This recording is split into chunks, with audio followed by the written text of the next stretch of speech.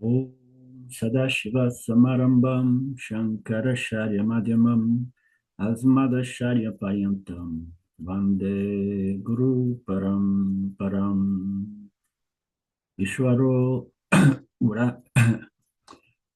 Ok, very bem. Om Shanti Shanti Om Namaste. Verse 18. On the arrival of the day of Brahman, am I right? We begin from the 18th. On the arrival of the day of Brahman, all manifest beings emerge from the unmanifest. On the arrival of the night of Brahman, they merge or resolve back into itself, which is called the unmanifest Brahman. And the manifest Brahman, as you know, Brahman is the substratum on which the apparent manifestation emerges now and disappears. But it's often used this language of manifestation and unmanifestation, manifest and unmanifest. So the day of Brahma, you see here that it says the arrival of the day of Brahma and the night of Brahma. It does not say Brahman. It says Brahma. It says Ishwara, the creator, together with the creation and all jivas, all beings. And on the arrival of the day, meaning to say there was a night before we have the day. And then everything comes back to surface. From where? From deep sleep, from a state of potential or latent, or suppression or rest, howsoever. So on the arrival of the night of Brahman, as we know, they say that's a long, long time that Brahma, not Brahman, Brahma, everything meshed back into Brahman, or into Maya, to be more technically correct. So Brahmaji and day and night is what Krishna is pointing to us here. And it's very similar to our daily experience of deep sleep and then awakening state. Our world of interaction begins when we just open our eyes and we remember, here I am again. Here I am again. And this body is always next to me, okay? So we have began our interactions, our activities, our emotions, and our responses. It's a very active interaction with our environment. Now, some people are more lazy. They try to keep actions and interactions to the minimum, and more often than not, that also gets them into trouble unless they take a sannyasa style of life. Now I have got space, I have got time, I have got people, and I have got interaction. He's talking as Brahma, Ishwara. I have got consequent response also from all my jivas. Life begins when the jivas wake up. The moment they are tired and go to deep sleep, everything resolves back into deep sleep, into laya, as it said. The laya is the deep sleep of the human being. And here, Swami begins bringing a very, very beautiful concept that farther down he's going to illustrate even more. He says, Kala is resolved. Dvaitam, the word of plurality is resolved, and therefore all the transactions are resolved, and therefore all the sukha, dukkha, so the emotions of pleasure and pains, everything disappears, all the punya and papas, all the good and bad, favorable and unfavorable experience. And here he says that in the deep sleep, dasha is resolved, time is resolved, okay? And Advaitam, the word of plurality, is resolved. So this is from the standpoint of the jiva. Jiva. But when we see it on the macro level, it's said that at the time of pralaya, everything is resolved back into time. He says further down, he calls it kalam. He says the kalam is something intimately or intrinsically inherent to matter, and manifestation begins with the Vyavaharik, the physical material universe.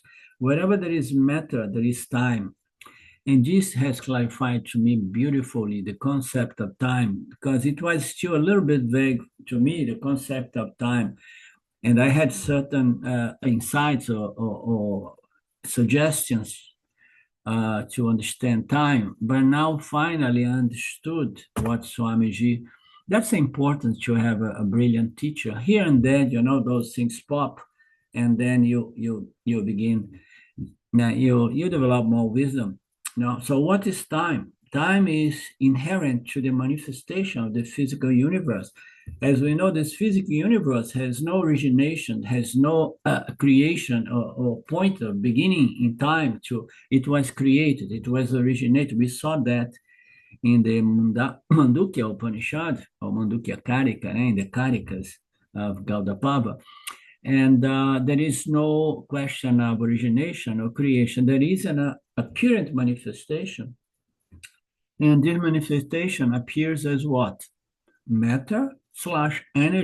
And even science tells us that nothing can be created, nothing can be destroyed. Everything goes from the manifest matter, condition to the energy condition, energy potential, from the visible to the invisible. So everything that manifests in matter one day will be destroyed, will disappear, will die, because kalam, time, is inherent in matter. Because matter is not created, it's eternally there, but sometimes unmanifest, sometimes manifest. When it's manifest, it's under the spell or under the influence of kalam, time. If it's manifest, it's in the process of dying. Everything. We know that, the everything, rocks and mountains, there are some mountain that's said to be billions of years old, but we know it's bound by time. Everything that appears in matter is under kalam, the power of time, and the time is going to destroy it, because time is nothing but something that appears, and then in a flux of continuous change and decay, and it's bound to die. Everything is going to die. So this is time. It's so important to understand this concept of time. Finally enough, it became clear to me. I had some other bits and pieces, but time fundamentally. And lately I have been talking, I don't know, with you guys or in Portuguese, my Portuguese class, about time as something inherent to the creation, because we see that everything appears and dies. No, it's born and dies, and then time is. But I was not understand how time is built into the creation, and now it clicked, boom, kalam, time, because anything that appears disappears, because there is no question of creation, because matter fundamentally is energy, and energy is matter. It's just a different condition, such as water and steam. Okay. So very nice. I was happy for this gift of Swamiji this morning. He delivered me today. So that's why we call Nirvikalpa avastha, a state in which there are no gunas, there are no modifications, no kalpas. Undifferentiate kind of state. The only difference is when I go to sleep, my world of plurality and diversity, everything disappears. And then here again touch something that has further shed some light to me. Yeah? It's because one of the arguments is no, creation is real. When Vedanta presents that creation is not real because it appears, it disappears, appears in the awake state, disappears in the deep sleep state, therefore it's not real. And then people would say, but when you are sleeping, some other people are awake, experience the world. It means the world is permanent. Okay, so that is the argument. And then Islam says for other people who are awake, the world continues. The transaction continues. So my private world rise. When I rise, my private world resolves when I go to sleep. There is Vyavaharika, which is a word that appears to be real and eternal and permanent because the decay process, the time, the Kala is going to destroy this world over billions of years. Maybe one of these measurements that they present in the scriptures. But nevertheless, it is in the process of decay and death as well. So here, my private world, it appears and disappears when I change my state. And likewise, when Brahmaji falls asleep, the world disappears. The only difference is in the case of the jivas are many in numbers, and then there are a lot of private worlds being experienced that disappears with the change of the state. In the case of Brahmaji is only one, is the macro. When he falls asleep, every private world has to be, recollected and resolved back into, he's gonna say, into time, into lion, that, which in that case is another name for Maya.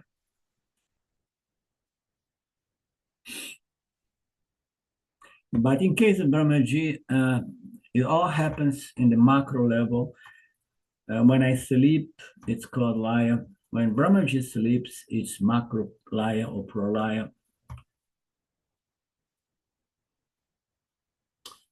Okay, those are good notions. We heard this. I heard that in the past, but somehow revisiting in the light of these profound unfoldments or expositions of Swamiji, it sheds more and more clarity and recognition of the beauty of these scriptures. It's unbelievably beautiful and brilliant. When Brahmaji goes to sleep, the whole creation resolves into the unmanifest condition. Individuals sleep, the private world of each individual is resolved back, or is suppressed, it goes into dormant condition. When I wake up, what happens next day? My private world comes back. What we see when we get up is not the world. We see our private world. We see our concerns, our desires, our fears, our complaints, our worries. Everything comes back, because we see the world through our mind, and our mind is conditioned. Uniquely, there is no two minds that perceive the world the same way.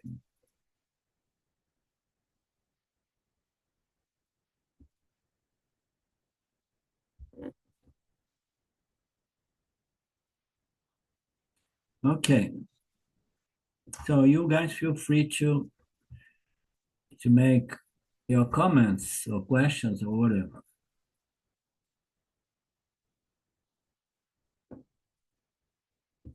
Mike?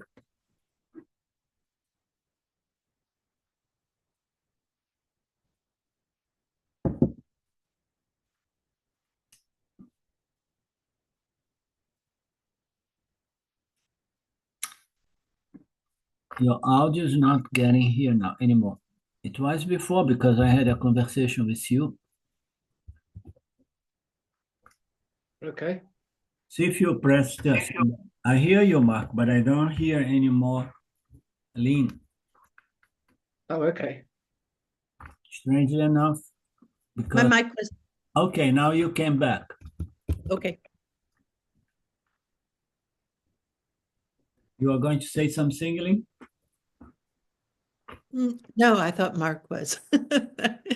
No, these are things that you have to really sit with for a while. The whole idea of time, space, and the manifestation, it's pretty gorgeous stuff. Yeah, it is gorgeous. Yeah. Yeah. It's unbelievable. It's so profound and so beautiful. Uh, Everything is resolved in that condition, dormant, potent, seed-like, latent, howsoever we call it, condition, unmanifest. Science has come up with a clear, solid understanding that matter can never be destroyed and can never be created. And matter, since it's not created, it exists beginninglessly. Beginninglessly, meaning to say that it's cyclical. It appears as manifest. It appears as unmanifest. It's not a linear time measurement, but it's a cyclical appearance and disappearance. Even in an atomic explosion, if matter is destroyed, it only got converted into energy, nothing more. So the whole energy of nuclear or atomic explosion, it's just turning matter into energy. So destruction or the end of everything is just a conversion from the visible form condition to the invisible form condition. It's like boiling water. Water disappears, but we have steam, vapor, all create visible universe. At the time of pralaya gets converted into unmanifest matter. Okay, same concept. This Brahmaji goes to sleep. When Brahmaji wakes up, the energy is converted back into matter. It was there as subtle, or it's causal energy, which is even more subtle than the subtle Ishwara. Virat, no, Ishwara. No, Vyavaharika. Vyavaharika, I'm a bit, no, I'm sorry. It's more subtle than my memory is not working very well this morning. In the subtle realm, we have Ishwara represents by a certain term, name, which is called Pratibhasika? no. No. Okay, I will remember maybe during the class or I send the name. It's just Ishwara physically manifests as Virat. Okay, Brahman is Virat on the causal level. It's called Hiranyagarbha. Hiranyagarbha. Brahmaji goes to sleep, and Brahmaji wakes up. The energy is converted back to matter. I was saying that matter goes back to energy, but we are talking about in the pralaya, it's back to an energy which is compressed, farther beyond energy into the latent potential, I would say dormant universe, retained in the causal realm. It's difficult to wrap our minds around the macrocosm, cosmic causal body of the universe, which is synonymous of Maya, the Prakriti of Maya. Everything is contained. All the energies that farther down, and the road they subdivide to bring about the physical, the subtle and physical elements in the entire world of numberless namarupas. So everything goes to the subtle, from the subtle to the causal. So this is the cycle, eternal beginningless cycle.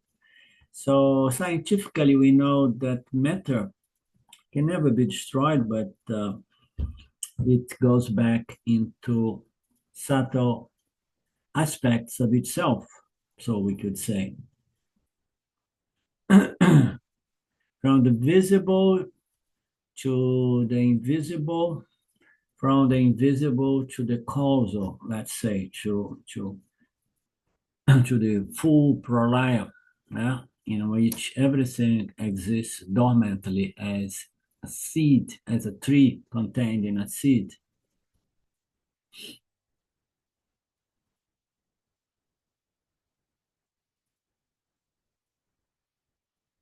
They become manifest. Thus, the world goes in a cyclic form of manifestation and unmanifestation, expansion and full contraction, evolution, like our heart saying, blah, blah, blah, blah.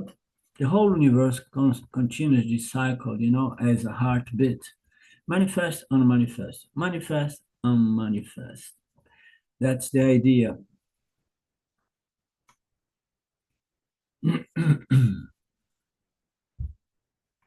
Okay, so we moved into the next file in which Swami again is presenting us with a recap, which is okay considering that we stayed without class for about 10 days. He's saying that from the 5th to the 8th chapter, 5th verse of this 8th chapter, the 22nd, Lord Krishna is comparing two forms of human goals. We have seen it. One is attained through, yeah, we already seen it. One is what can be attained through karma, variety of actions, spiritual, physical, material actions, and religious actions. He puts here scriptural and non-scriptural, secular and religious actions. They can give a set of results. And the other time of goal is through upasana, niskam upasana, religious, spiritual upasana, action, contemplations and meditations, or dhyanas that involve certain degree of knowledge, which he has as a goal is producing spiritual development, spiritual refinement, spiritual growth, and that is superior to the palam produced by actions. And actions can be also religious actions that produce celestial punyas, but all of that is bound by time, okay? It means to say it's exhausted and lost, but what it's being said here, there are two kinds of karmas. Ones are done by actions that produce a certain kind of results, which is finite by nature. But as we have seen and heard and read and contemplated upon in the several of our texts, the spiritual growth is a kind of a palam that is not lost. Therefore, we could relax in the sense it doesn't matter. If I don't complete my spiritual journey in this lifetime, nothing is lost because everything is retained. Right, Mark? Yeah, I'll continue on where I left off, hopefully in better circumstances. Yeah. Mind you, the circumstances now are pretty good. Yeah, well said. Good point. Krishna wants to point out that Kamapala is finite and Upasana Pala means, you see, what is karma? Karma is a physical action, verbal physical action. Upasana, which goes for dhyana or meditation, is a mental, cognitive action. Okay, so in Vedanta, when you really sit to meditate, you are meditating the nature of God. There is a lot of knowledge involved, you understand, that serves the purpose to bring more and more wisdom, clarity, and purification, understanding focus, and so on, spiritual growth, spiritual refinement. So with Vipassana, you are producing something that no words and actions can produce, but with your mind, you can produce spiritual development, which is said to be infinite, meaning to say it's not lost, it's not exhausted, as in the case of karma palan. You should remember throughout the chapter, Yana is not is kept aside in this eighth chapter. You remember in the eighth chapter, he's make some comparisons. The comparisons most in regards to karma yoga and upasana yoga or jnana yoga. We are not making comparative study between yana. We are comparing karma and upasana.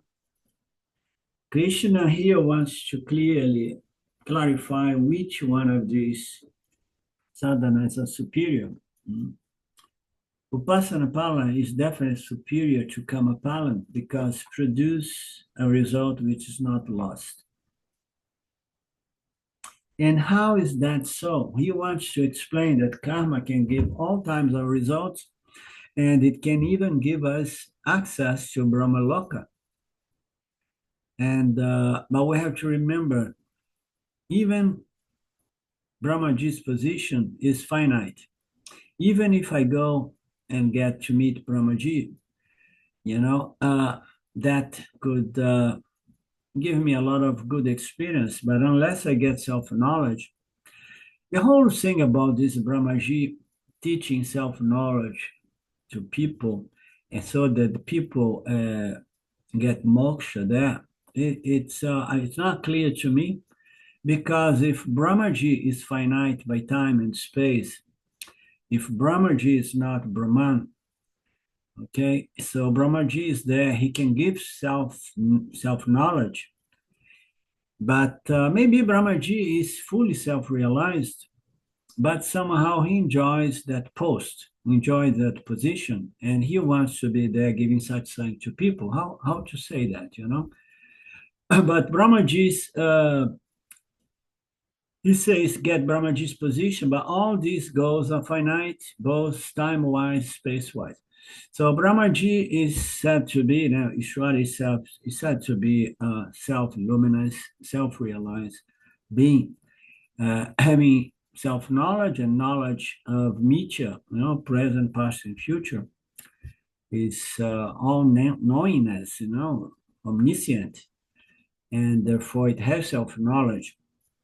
But this Ishwara, although it has self-knowledge, as Sattva Guna, as pure Sattva Guna, is bound by time.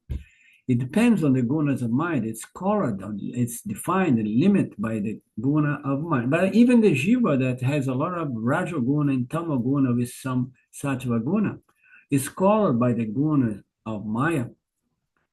And it's bound by time, but in his or her inherent true nature, which can be realized by the Jivatma, it is limitless consciousness. You understand? So Brahmaji most probably is the one who reveals the Vedas and the teachings. It's self-realized, but yet in its substantial nature as pure Sattva Guna is bound by time. Does it make sense?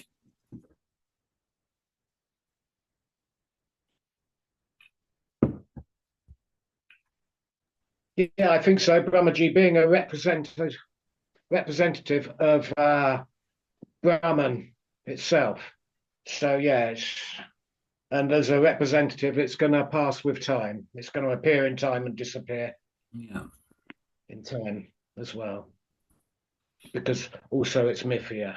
But so it doesn't. He has all this knowledge, all this intelligence. It's evident if he reveals the Vedas and if he teach the Vedas up there. So it means to say that he's self-realized. So, and he knows that he is limitless Brahman, but in its substantial nature as Sattva Guna, it's still bound by time. That's the concept. When a person, you are going to further say something? No. When a person practices niskama upasana, which is contemplating on the nature of Brahman for the sake of spiritual refinement, he will get what? He will get Krama Mukti, which is going to Brahma Loka, and from there reaching God. Therefore, here we should remember Niskama Upasana Palam as Krama Mukti or Ishwara Prapti. Ishwara, or Lord, comes on the infinite result. Okay, so now I have to read it again because I missed this nuance here when I quickly read the text this morning. Here Swami saying that a person practicing Niskama, he is a Niskama Upasaka. He contemplates into the nature of Ishwara, and usually Niskama means refers or points to the fact of someone who do sadhana either for the benefit of more people, don't as much as possible, as well as person who does spiritual sadhana for the sake of refinement and purification, and here it says that the person who purifies through this kind of spiritual religious niskama attitude, as a karma yoga and as a upasaka, it gets so much purity that the people is supposed to get finally enough krama mukti. What is krama mukti? Is moksha gained indirectly by going first to Brahma Loka. Okay, so it says supposedly the person has purified so much, the person will go to Brahma Loka and will become Krama Mukti. He's going to reach Brahmaji, God, Ishvara. Therefore, here we should remember Niskama Upasana Palan as Krama Mukti. Okay, now I became, what is the result of extreme purity through a Niskama attitude through my sadhanas, So I go more purification, more refined. The result is moksha, but not directly moksha, because purification does not produce moksha. Purification produce what? Produce mind that can get the teachings and convert the teachings into self-knowledge and moksha. If someone is highly purified, one is going to get moksha, but as a krama mukti is the one who gets moksha indirectly, not directly, while still here associate with the physical body, but gets it by going to Brahma Loka and being taught directly by Brahmaji.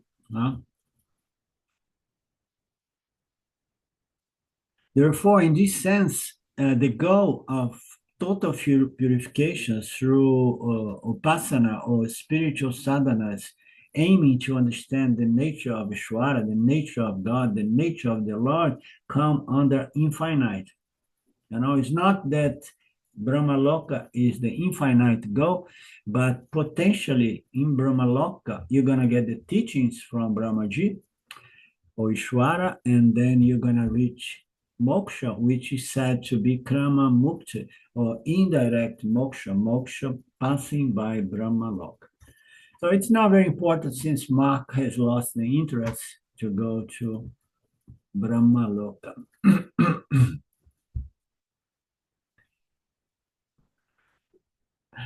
Okay, just kidding.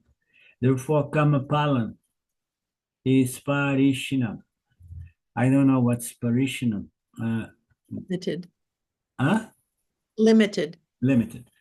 And Niskama Upasana Palan, which is said to be ultimately moksha, is the goal said to be limitless, unlimited goal, as God, not limited by any guna, not even as pure sattva guna, is the unlimited God, the Nirguna Brahman.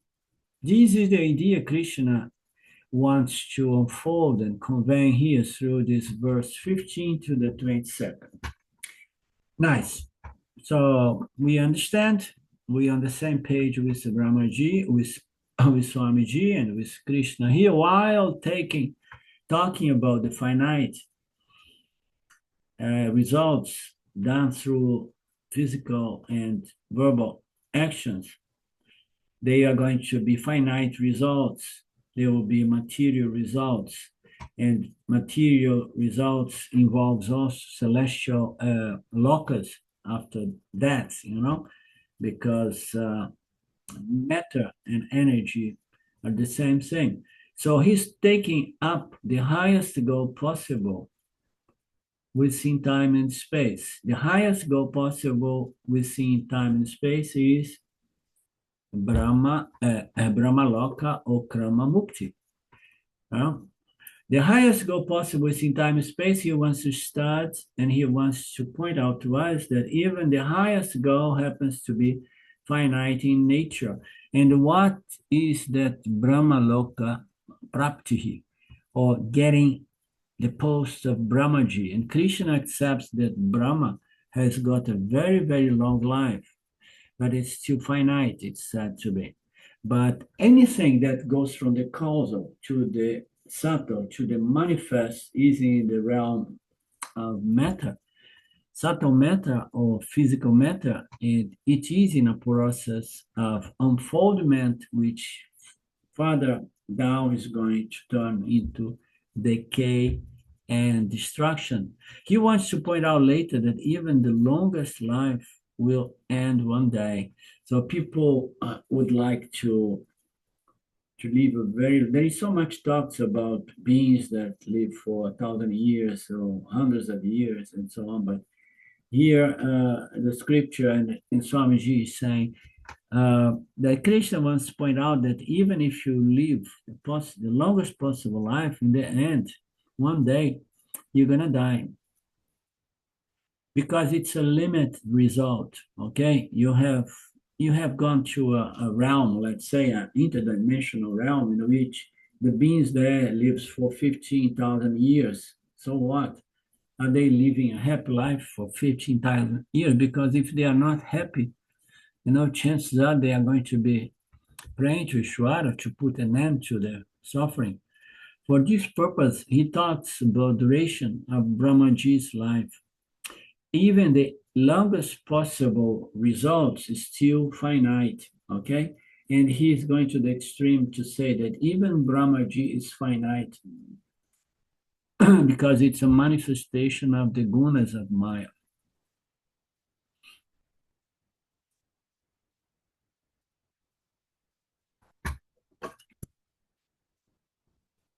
Okay, let me see one thing here. What is it?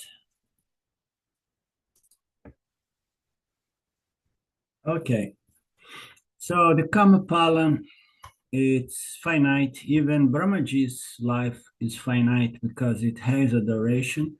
It's bound to end, because time is inherent to any aspect of the gunas of Maya. In a seventh verse, I think we've seen it recently. Now we are on the 18th, I guess. And in the previous verse, Krishna said that one day Brahmaji is equal to 2,000 catur yugas of human being time scale. Okay, so we don't understand, or we are not interested to understand those technicalities. So the point here is to understand that even Brahmaji will have his or her last day, and will have to go and vacate. And while talking about that, Krishna gives an incidental information. And what is that? When Brahmaji's day begins, the whole creation starts or emerges. And when Brahmaji's night comes, the whole creation dissolves or resolves, just as when an individual wakes up, as we have seen, and everything comes to surface, Our personal world comes with our thoughts, pleasures, and pursuits, concerns, our subjective reality, arise with the individual in the waking state. When he goes to sleep, everything is resolved back. So people love to sleep, and the how you say, it's not a contradiction. The intrigue, the word came, but my memory is not really sharp today. People love to sleep, and unfortunately, people who are having a hard time during the waking state are the ones that wish the most sleep. But the tragedy is that people who are having a hard time during the waking sleep, often, more often than not, have trouble falling asleep. And they say, I want to sleep, I want to sleep. But a suffering mind, develops an inability to naturally go into sleep state. So our individual world goes into sleep. Everything is resolved. And everybody feels good about that. All concerns, all worries, all preoccupations, all fears, all desires. Everything is over. That's why we call it a sort of Anandamaya kosha. And that is why the individual sleep is called lion. It's individual deep sleep. Brahmaji's macro sleep is pralaya, as we have seen. So therefore, in the 8th chapter, verse, it says that individual things and brings of creation, they arise, they emerge from where? From the potential condition I have seen, the seed, latent condition, and where were they resting this potential condition? They are resting Brahmaji itself, or they are resting into Maya Ishwara itself. So Brahmaji carries the whole thing on the three bodies, the macro and then the macrocosmic, and then the subtle macrocosmic universe and the physical material universe. Everything is within Ishwara. So, and throws, projects it down, establishing the subtle and the physical material cosmos. And it's not an unknown thing, because we have a parallel that we can take from personal experience. We throw our dream world from where? From our minds.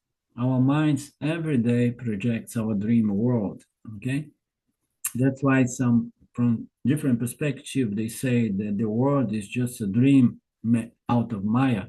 Maya, when it dreams, it projects a world. It's said to be a dream, so that in the Vedantic context, so that people can understand the unreal nature of this Vyavaharika, or the apparent nature of this Vyavaharika, such as so easily recognized in our dream state. Our mind projects the dream world, and we know for sure in retrospective that it was just like a dream. So likewise, Brahmaji, through this projection, in our mind, we hold it as impressions, mental, subtle impressions of vasana impressions, and the dream state somehow projects that into this apparent dream reality, dream objects, dream subject, which is the dreamer, the Taijaza, and everything from mind. The same way, Brahmaji withholds the entire creator. Why? Brahmaji holds what? The Jiva Atma holds what? It's Vasana load. It's private Vasana load that projects the dream state. Brahmaji holds the totality of all living creatures' vasanas. And then when it goes to sleep, it resolves, recollects everything into its potential latent condition. And then when it wakes up, it projects it back from where? From the collective Vasana load of the entire cosmos. So that's the idea. Boom. Vasana projecting everything. The only difference is that the Jiva Atma projects numberless private worlds or private visions or perspectives of our little environment or the world that we attain by communication and internet and so on. So, and Brahmaji is just one without a second. When he wakes up, there's no question of variation. It's one Vyavaharika, it's one world, and everything has to wake up. The moment the Brahmaji says, he brings the alarm clock, everybody wakes up and begins everything from where we stopped. This is the cycle. And this is very important to be noted. We had got a parallel, and this parallel is also present in the second chapter of the Gita, in the verse 28, which is not translated here unless one of you has done the translation. The same idea is the verse 28, chapter 2. It's the same idea, as he said.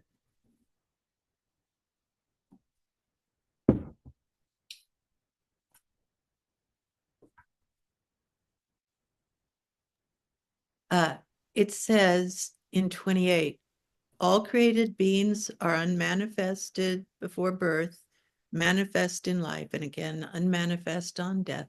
So why grieve? Why grieve? This is a beautiful, very famous verse here. Very nice. Thank you. The same idea is repeated here. This is important. Nothing was born, nothing will die, Arjuna. Everything appears and disappears in time, okay, just to appear again in time. So the idea is repeat this is important because we get a corollary from this verse. And what is this corollary? Universe was never created by any creator. We should never use this word creation. The best, it's a misnomer, the biggest misnomers. It's very confusing. Creation definitely gives us an idea of a linear time. And then we go into some illogical conclusions. What was there before the beginning of a linear time? You know, you can only have time. We see another larger measurement of time. So, which would bring us into a infinite regression. We should never use the word creation. We should use the word manifestation. Nothing is created, nothing is destroyed. The scientific law is that matter never was created or destroyed. Vedanta never accepts the creation of the world. Ooh, that's beautiful. That's good. You know, but there is so much teaching about the creator and the creation. You know, I mean, it appears to be a contradiction. We do not accept the creation. We did not answer. If we accept the creation, we get in so much trouble. One of them is okay. And when was this universe, this cosmos created, and for what purpose? What motivation? You understand? There are a lot of questions that do not offer us the possibility of logical answers. So, but we do not accept the creation. Okay, and then we don't have any problem. So as I mentioned to you guys a few times at the beginning of my contact with Vedanta, it clicked to me like, oh my God, the only way to understand creation is to understand that it's not really there. Only way to understand it. Okay, so we need not answer the question of when and why Bhagwan created. On accepting it, we will have questions which can never be answered. According to Vedanta, creation was not created. Why? Why? It's not because it does not exist. It's because it is beginningless. This word is very key. Beginningless creation. Okay. And then later on, we add to the beginningless creation with beginningless apparent creation. Okay. The word creation must be replaced by the word manifestation. The word was always there. Nobody has created it. It was there in potential, and the potential form has produced the potential energies of the subtle realms, the intelligence that sustains this entire universe, projects, sustains, and recycles.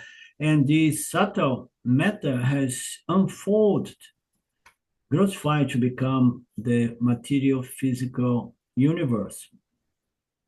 All of that goes as modifications in which different levels of subtle energy, a little bit more dense subtle energy, and energy which has growth to appear as matter for our sense organs of the jiva in this planet. So it's a sort of manifestation, cyclical manifestation. And what is the cause for this manifestation if it's beginningless there?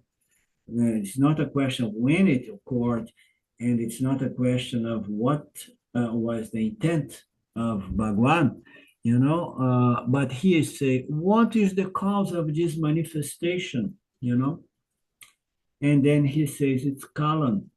He says time. Time is an integral part of the manifestation.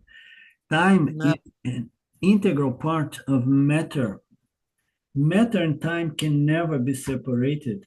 You can never conceive matter without conceiving time, nor can you ever conceive time without matter. That's why we are not able to say anything about the condition before the Big Bang. We will not be able to say anything. And just a second here.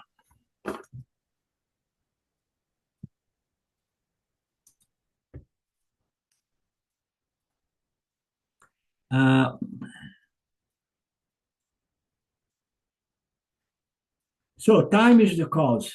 It's an integral part of the manifestation. Time is integral part of matter. Matter and time are inseparable. You can never conceive matter without time, time without matter. We can never know what was there before the appearance of matter. Therefore, Krishna beautifully says from avyakta from unmanifest condition to manifest, things comes act upon by time. So again, he's using another name rather than using Maya. He's using time. Okay, why? Because matter, the prakriti of Maya, any aspect of the gunas of Maya is already within time. Okay, because anything that appears manifest in the subtle or in the physical is in the process of evolution, involution, which means to say decay and disappearance. So time, why everything here, why he's putting this process, which is the cause of the universe, sometimes is presented as a video, ignorance from the standpoint of the jivas. Sometimes is Maya, because Maya likes to play, to deceive, to to hide reality. There are many interpretations, but this is the most philosophical one because it means it's time. Okay, so this manifestation that goes from the causal, subtle, and the physical material, they are always change because it's built into the prakriti of Maya. Change is built. Jagat is that which is in constant flow of change. And change, what is the ultimate change? Is the disappearance, the end, the destruction, the resolution. Okay, is the ultimate change. Our bodies, what is the last change of our body? The disappearance of this configuration. Okay, it's everything is on the time, and here time is present as something intrinsic, inherent to the gunas of Maya, because it's a manifestation that is in a flux of change, which is going to become unmanifest in due time. And when this will happen, again and again, act upon time, all manifest will go back to the unmanifest. So in the deep sleep of Brahman or Bhagwan or Ishvara or Brahmaji, there is a time as well, a tiny ticking bomb, let's say, everything was taken back to the, subatomic, level, but it may explode to produce, energy and the Big Bang of explosion of matter, as explained by science. So there is time, even when we in deep sleep, there is time. Time is the tick, tick, tick, tick, tick until boom, our physical, personal, private world manifests again. So it's going to manifest and then it's going to go the unmanifest. All of that do act upon by time. Very philosophical, very beautiful, very clarifying explanation of this time element. So philosophically discussed in many circles, But you have to come to the spirituality of the Upanishad and the Vedas, Vedanta, to understand these things properly, not in a dry philosophical manner, but in a clear, understandable manner of why there is time building into this manifestation and the resolution of the manifestation. Time is just there because this manifestation is jagata, is that which is project and it's destroyed. It is the power of Brahmaji that projects, sustains, and recycles or destroys or resolves back again and again cyclically. This is time. Time is cyclical, it's not linear. We have our clocks that say it's a cycle. Every day is 12 hours, and blah, blah, blah. And likewise, there is a cycle of time, which is eternal, in which Brahmaji wakes up and goes back to sleep.